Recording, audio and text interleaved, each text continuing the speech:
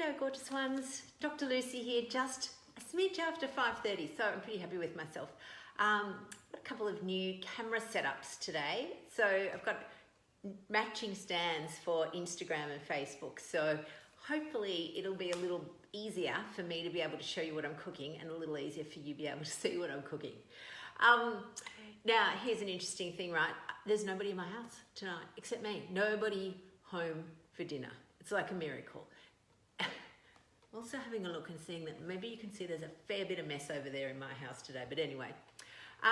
So I've also realised I've put the little phone camera a little far away, so I can't actually see all the comments, but if you see me doing this, it's because I'm trying to get close to see what you're all saying. Alani, you're back in Australia, yay! I'm so happy to have you back on our land, hooray! So tonight I'm going to cook something that's super easy that you could have for lunch if you wanted to, and it's actually, so I'm a tiny bit disappointed, but I have had in my cupboard for about 6 months a tin of sardines, and I've been trying to work myself up to the Great Sardine Taste Challenge because I'm really not being, hey Bazza, you know, I know sardines are brilliant for you, and for whatever reason I just haven't been able to get my head around.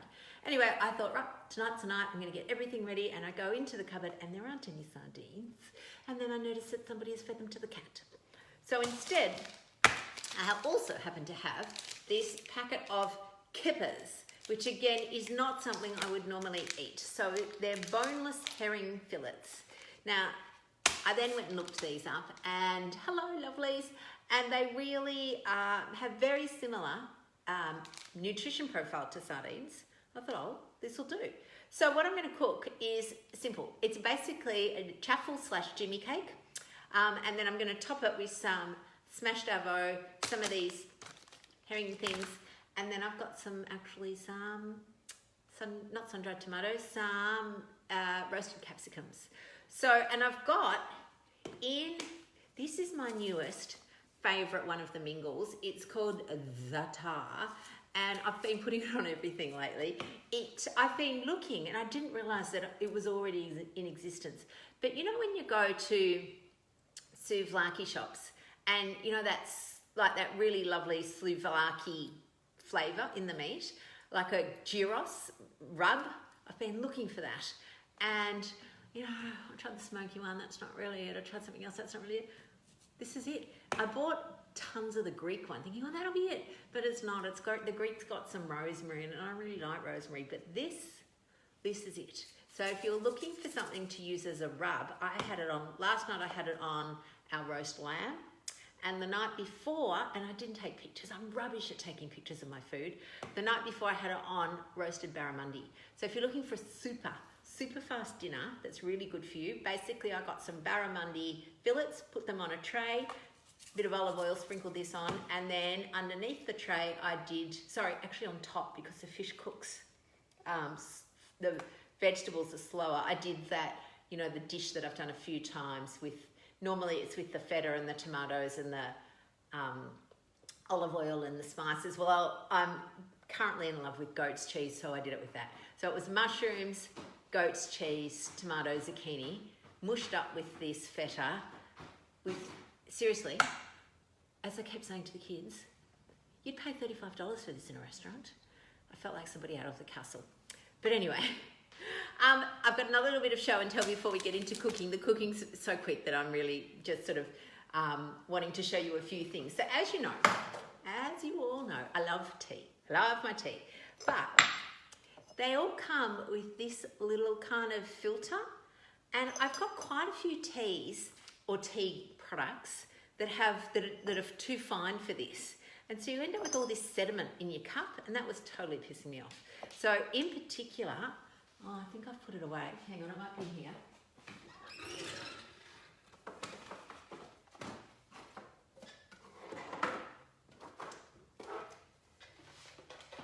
So I've got the peppermint tea, and then I put with it, oh, that's not it, these cocoa fibre stuff. I'll show you what it looks like. I took it out of the packet. Wait, it's here. You might not be able to see it. But if I show it to you under the light, can you see that? It's just this fine, just show you, I can't get it on the Facebook, there. It's just this fine sort of powdery stuff, and it's chocolatey flavour. So if I want like a chocolate mint drink, I do bit of this into the teapot, but then I was having like dirt at the bottom. So, because we're out of lockdown and we can go shopping, I went into T2 the other day and I bought this little contraption. So this is so cute. It's a little, it's just, I know for people that have been drinking tea since the cows came home that this is not really, you know, earth-shattering, but for me it's been brilliant because, look, it fits on my fancy teacup because I love fancy. It just sits there and it strains all the sediment, and it means I can have a beautiful cup of either choc mint tea, or you can do that one, and I've done it before with just the cocoa nibby fibery stuff, with a splash of cream, and it's like a hot chocolate that really is like, you know, money, like calories for free. No, the tea has nothing in it, so it's just a little blob of cream. So that's my show and tell for tonight.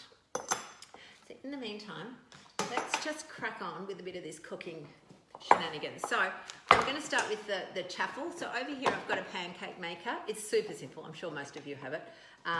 It's $29. You can get it from Big W or Woolies. If you don't have one of these, you can do it in a waffle iron. You can do it in a pan, but seriously, it's not as good. Because what happens is when you have the lid on it, it steams through the pancake or the waffle, and that gives it the texture. That gives it that chewy, bready sort of feel. So the pan on a fry pan just doesn't quite do it. So, as you know, if I'm going to cook something, I always like to cook a batch. So I'll just, now, you know, and I know that we talk about this. Oh my God, your cheese has got additives. It hasn't. It's got some cellulose. The cellulose is a fibrous part of the plant. So it's the stringy bit in your celery, for example. That's cellulose. And that does act as an anti-caking agent. If I was, you know, had more time, wanted to be more perfect than I already am, then I would grate my own. Did you see that? Big mess. That was me trying to pour my cheese into the thing. So, I'm making a dog's breakfast of this today. This is why I'll never get a gig on telly. So I reckon I've put in, about a cup of cheese, maybe a little bit more. And basically I'm just going to crack 2 eggs. Got my lovely Mornington Peninsula eggs this week. So I'm just going to crack 2 of those in. Go away. There's no people home, but somebody's left the cat inside.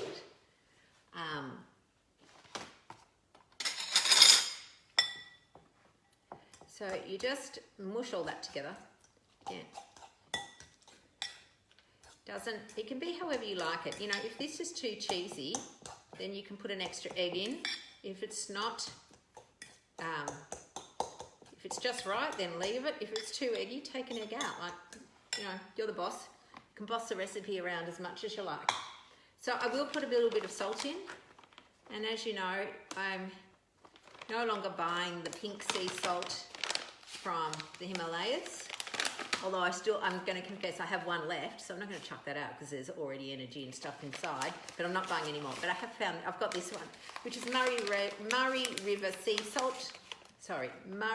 salt flakes. Now, the thing to know about river salt is it doesn't have any iodine. So I always think a mixture of salts in your diet is good. You want some with iodine, you want some with magnesium. Sea salt has your iodine. That heart salt that I sometimes use, but I don't love the taste of, has some potassium in it. So you can just do a little bit of it. Now, I'm also going to put in just a squish of baking powder just to help with that raising business. And given my disaster with the cheese, I'm just putting a little bit into here. So it's about half a teaspoon. And based on the recipe of our famous friend Jimmy James, I put a little bit of gelatin in. The gelatin and the baking powder are completely optional. You don't have to put them in. If you don't have them, don't panic. They aren't 100% necessary. I'm a bit anxious that one of my cats is going to leap up and make my, pristine kitchen a problem. So then we just put these into this little pancake mixture. Now, here's a tip, another tip. Less is more. Don't put too much in or it'll spill all out the back. I'm sure everyone's done that. It's such a pain in the ass.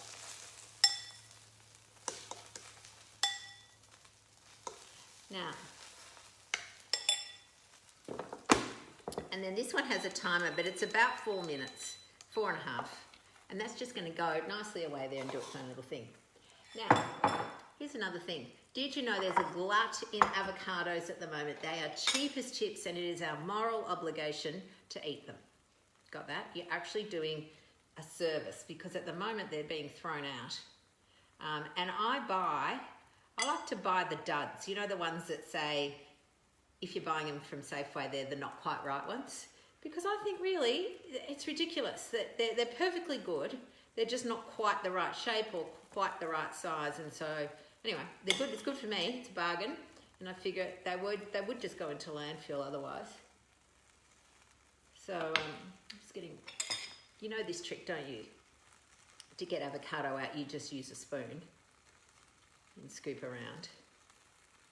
If your avocado's super ripe, sometimes the skin can get a little sort of shaky. So now, here's a trick. Again, for this, if I had some lemon juice, I'd whack a bit of lemon juice in, but I don't. So I'm just going to put a bit of my favourite, new favourite, za'atar. And I'm actually going to do I'm going to be doing the official taste test. It's not quite the sardine challenge, but it's the herring challenge. I've just got another fork for that.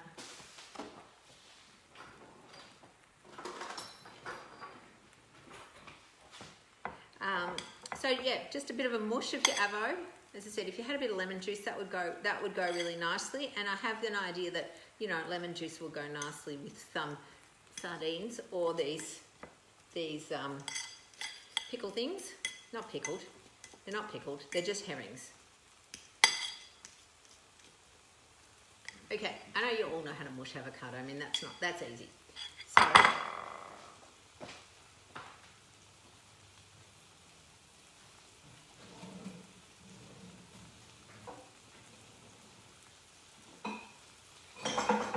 I'm just getting a jar to drain my herrings in. So these herrings are, or kippers, they're in spring water.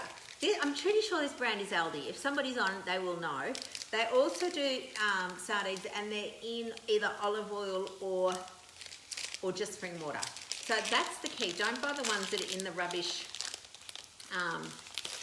seed oils. Get these ones if you can. If you can't, again, don't feel bad. You just drain off all the rubbish oil. Just don't bother using it as a dressing and think that you're doing yourself a favour because you're not. But if that's all there is, like I do with my sun-dried tomatoes and stuff, I just drain the oil off. Now, the writing on this is like something that you need a telescope to read, but they are super, super good for you. So 100 grams of this has 20 grams of protein, 12.5 grams of fat, no carbs.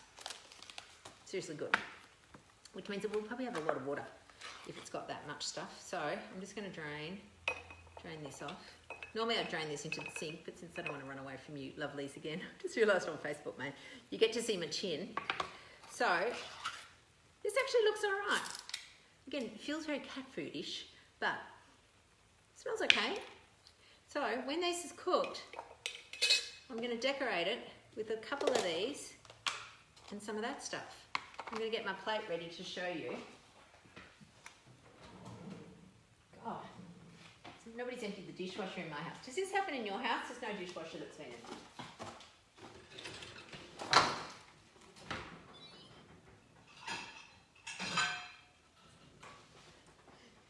And does everyone in your house, are all your plates chipped? Seriously, all of mine are chipped. So this is nearly ready. So I guess this week I really wanted to, I've got one more show and tell. And as you all know, I'm often talking about non-food rewards because our brain goes to food rewards. You know, when you think you've done a good job or you've worked really hard or you've had a hard week and it's looking for a reward, and of course we're all trained to have food rewards. Well, I'm madly training myself, and I have been for the last few years, to have non-food rewards. So I bought myself this. Now, again, I don't have any affiliation with T2. I just like going in there. And it's an advent calendar. And you know, these days all the advent calendars are full of crappy chocolate. This is full of tea. So there are, I know there's alcohol advent calendars around there and they're probably not ideal. But I thought, well, I deserve this. Why don't I? I've worked really hard. Sorry, that was just my cup getting walloped. So when you want something and you've done a good job and you're looking for that reward, do it. You're worth it. You're worth it. You don't need to wait for somebody else. We spend all our time on other people, waiting for things, buying presents for everyone else. Buy yourself a present. That's what I reckon. So that's what I did. All right, these little pancakey things look amazing. Just trying to get the light for you. So perfectly cooked. Lovely. Now,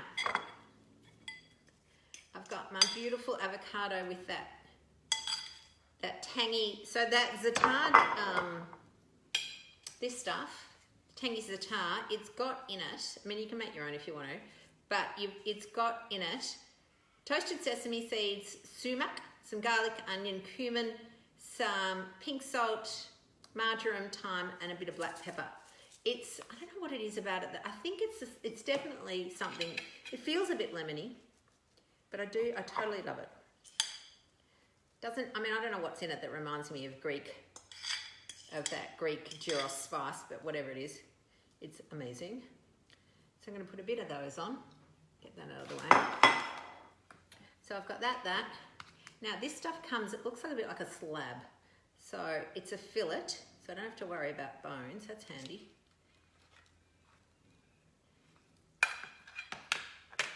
I'm happy with myself trying this. Oh, it's even got some skin on it, so that's good. So I reckon I'm just going to sort of mush that in, a bit like maybe you would. There we go, mushing that in.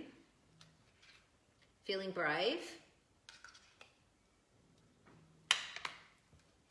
And for my last little make it very fancy, because we like fancy, is put a couple of strips of this stuff.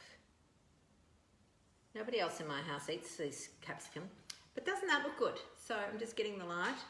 This is it's a Jimmy cake with some smashed avo, with a bit of this stuff in it, za'atar with some herring or kipper. Makes me feel very healthy and noble having kipper. You can shine my halo. And I'm actually going to do a taste test for you. Now, again, I've never tried kippers before. I've always been a bit, I don't know about that. I eat tuna in a tin, but I've never eaten anything that's got skin on it in a tin. That feels a bit weird. Anyway, I'm going to give it a crack. If I was on one of those Facebook, you know those, does anyone get sucked down the rabbit hole of watching things like, you know, somebody's got some, they're going to do a big reveal, so there's some cake and there's something on it and they're filling it up and they're talking about, we're going to reveal this and it's going to be good and you're going to see it all. Yeah, I could do that, but I'm not going to. I'm just going to eat it and let you know. So you ready? Okay.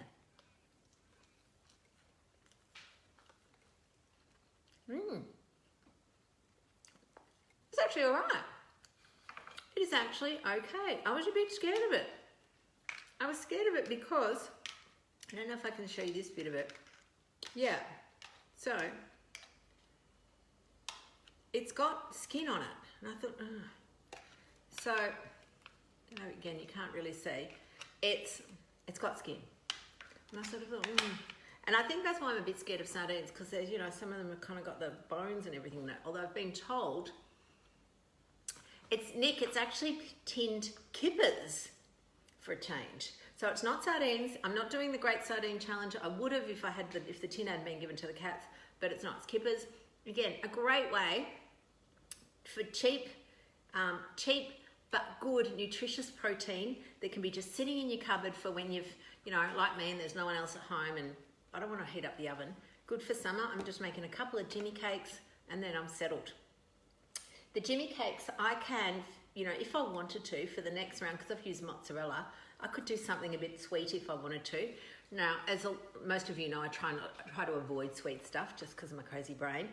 But if you can regulate sweet stuff, then you can make a second round of Jimmy cakes because it's mozzarella. There's no flavour in that.